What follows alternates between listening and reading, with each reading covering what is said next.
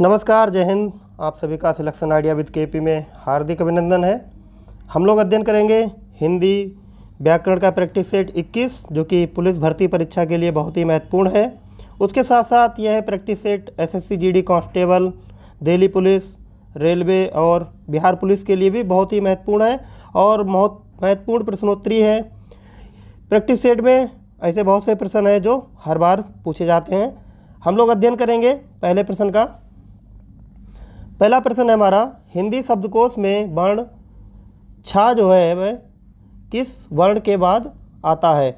जो शब्दकोश है हिंदी में, उसमें जो वर्ण छा है वह किस वर्ण के बाद आता है। तो हम देखेंगे जो छा का निर्माण होता है वह होता है इस प्रकार से। तो जो छा वर्ण जो है वह हमारा किस वर्ण के बाद आ रहा है, का वर्ण के बाद। इसलिए हमारा सही उत्तर है पहला विकल्प अर्थात का। दूसरा प्रश्न है हमारा कि लड़की शब्द का बहुवचन रूप है। लड़की जो शब्द है इसका बहुवचन रूप क्या होगा। लड़की शब्द का बहुवचन रूप होगा, पहला विकल्प है लड़कियां, इसकी वर्तनी गलत है। दूसरा विकल्प है लड़कियों, तीसरा विकल्प है लड़कियां, यह हमारा सही उत्तर है लड़कियां। अगला प्रश्न है कि राम नई पुस्तक लाया। इस वाक्य में राम जो है वह क्या है, विशेषण है या व्यक्तिवाचक संज्ञा है या जातिवाचक संज्ञा है या कर्मकारक है।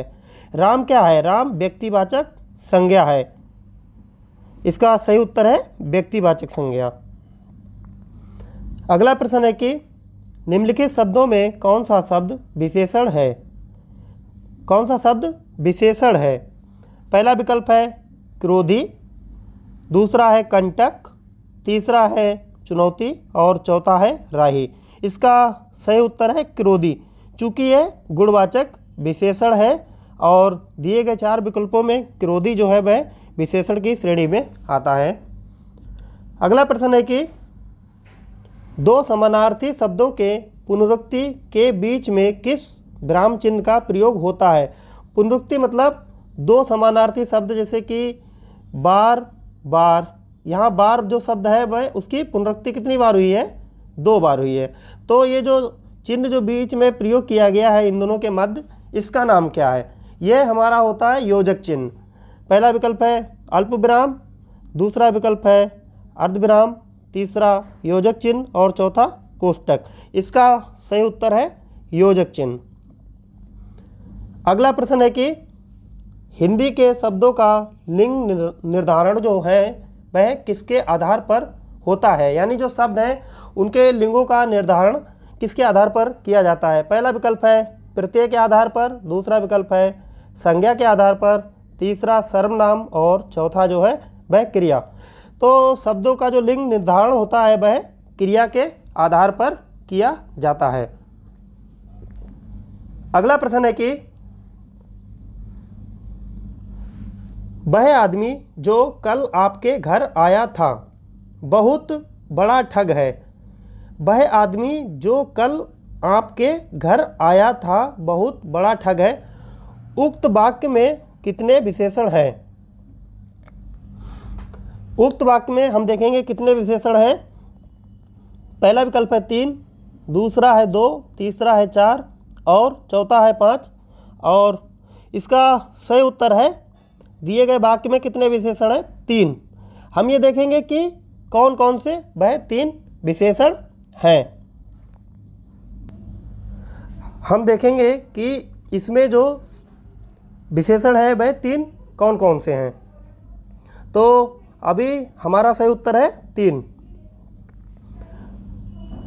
वह आदमी, यहाँ पर जो वह शब्द है वह क्या है, वह जो है वह क्या है, वह सार्वनामिक विशेषण है, क्योंकि संज्ञा के स्थान पर प्रयोग किया गया है। संज्ञा के स्थान पर प्रयोग किए गए शब्दों को सर्वनाम कहा जाता है, लेकिन जो सबको संबोधित करे, मतलब सबके नाम को, यानी सर्वनाम, सभी का नाम, वह हो गया, ये सार्वनामिक विशेषण है। आपके, यह भी सार्वनामिक विशेषण है। लेकिन जो बहुत बड़ा है, बहुत बड़ा क्या है, बहुत बड़ा जो है वह गुणवाचक विशेषण है। कैसा विशेषण है? गुणवाचक विशेषण है। तो इसमें कितने विशेषण हो गए वाक्य में? 3 विशेषण हो गए। कितने विशेषण हो गए? 3। सही उत्तर है हमारा 3। अगला प्रश्न है कि हिंदी वर्णमाला में ऊष्म व्यंजन कौन से हैं? ऊष्म व्यंजन कौन से हैं? पहला विकल्प है सा, सा और हा। दूसरा विकल्प है ता, था, दा और धा। तीसरा विकल्प है टा, ठा, डा, ढा। चौथा विकल्प है चा, छा, जा और झा। चूंकि दूसरा, तीसरा और चौथा जो विकल्प है वह कौन से विकल्प है? वह है स्पर्श व्यंजन। कौन से व्यंजन है वह? स्पर्श व्यंजन।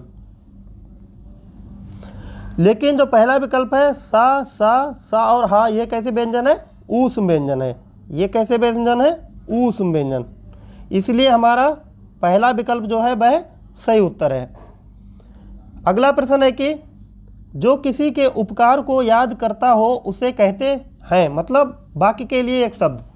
वाक्य क्या है? जो किसी के उपकार को याद करता हो उसे कहते हैं। पहला विकल्प है कृतघ्न। दूसरा विकल्प है कृतज्ञ। तीसरा है कृतघ्न। चौथा है अल्पज। इसका सही उत्तर है कृतज्ञ, यानी उपकार को मानने वाला। अगला प्रश्न है कि ग्रीस के लिए सही संधि विच्छेद को चुनिए। चूंकि जो ग्रीस शब्द है उसका संधि विच्छेद यदि हम करेंगे तब आएगा गिरी धन ईस। शब्द में ग्रीस जो शब्द है इसमें इसमें जो संधि है वह है दीर्घ संधि। कौन सी संधि है? दीर्घ संधि। इसलिए इसका जो संधि विच्छेद है वह होगा गिरी धन ईस। पहला विकल्प है गिरी धन ईस, ये नहीं होगा। दूसरा विकल्प है गिरी धन ईस, यह इसका सही उत्तर है, गिरी धन ईस। अगला प्रश्न है कि निम्नलिखित में तत्सम की दृष्टि से शुद्ध है। तत्सम जो शब्द होते हैं वह उसकी दृष्टि से कौन सा शब्द जो है वह शुद्ध है। यानी कि एक विकल्प जो है वह तत्सम होगा, बकाया 3 विकल्प तद्भव होंगे। पहला विकल्प है साटिका, दूसरा है रस्सी, तीसरा है रैन और चौथा है सरसों। इसका सही उत्तर है साटिका।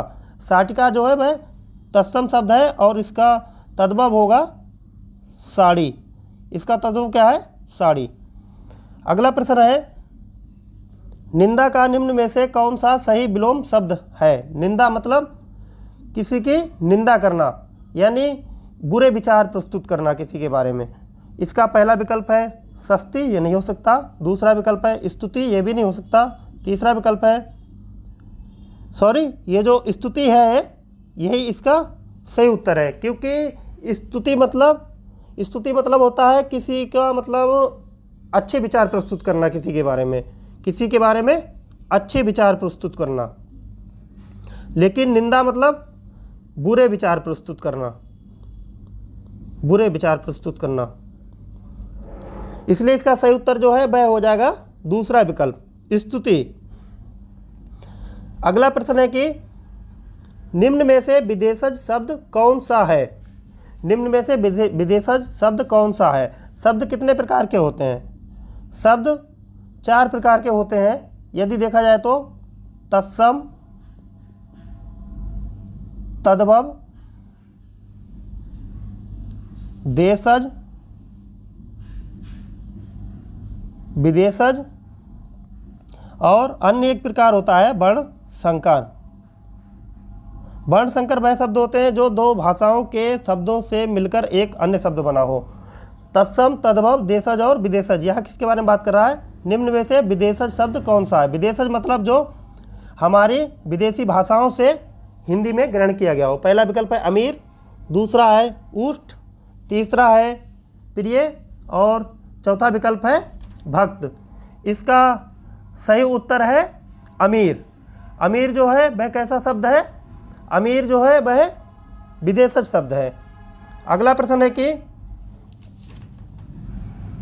सम उपसर्ग से बना शब्द निम्न में से कौन सा है। सम उपसर्ग, पहला विकल्प है सुगम, इसमें सम उपसर्ग नहीं है।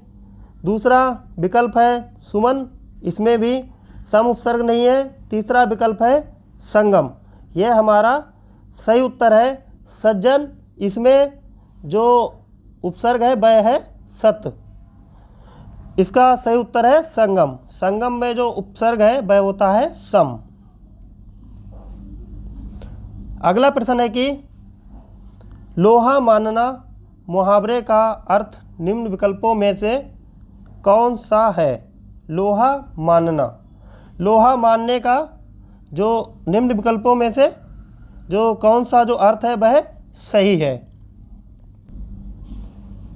इसका पहला विकल्प है प्रभाव स्वीकार करना, दूसरा विकल्प है प्रभाव स्वीकार करवाना और तीसरा विकल्प है प्रभाव अस्वीकार करना, चौथा विकल्प है प्रभाव स्वीकार न करना। इसका सही उत्तर है पहला विकल्प प्रभाव स्वीकार करना, यानी कि किसी की जो सत्ता है उसको स्वीकार कर लेना, यानी प्रभाव स्वीकार कर लेना। अगला प्रश्न है कि निम्नलिखित में से कौन सा शब्द जो है वो सर्प का एक पर्याय नहीं है? मतलब सर्प का पर्यायवाची नहीं है।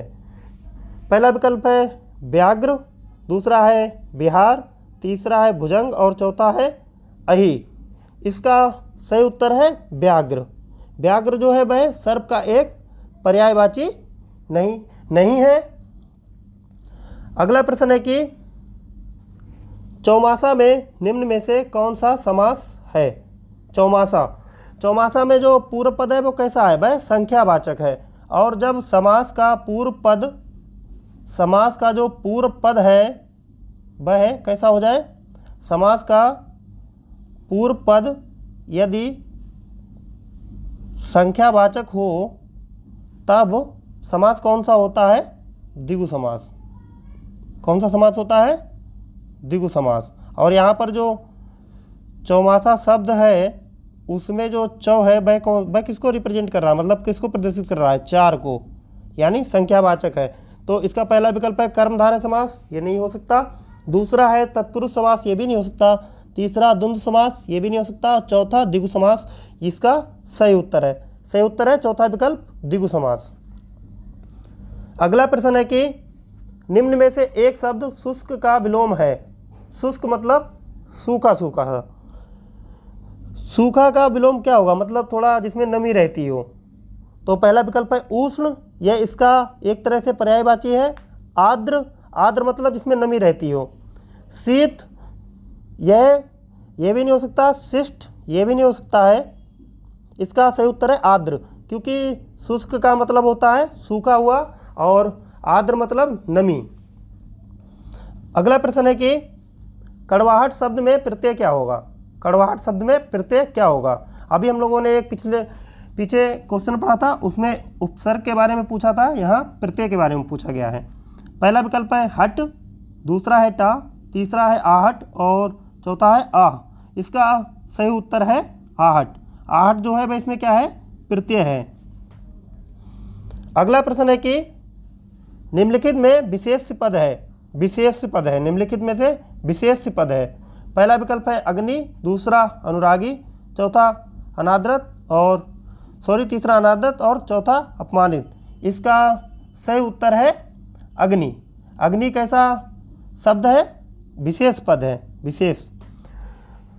साथियों, वीडियो अच्छा लगा हो तो लाइक कीजिए, शेयर कीजिए, चैनल को सब्सक्राइब कीजिए। कल हम लोग मिलेंगे हिंदी के प्रैक्टिस सेट 22 के साथ। जय हिंद।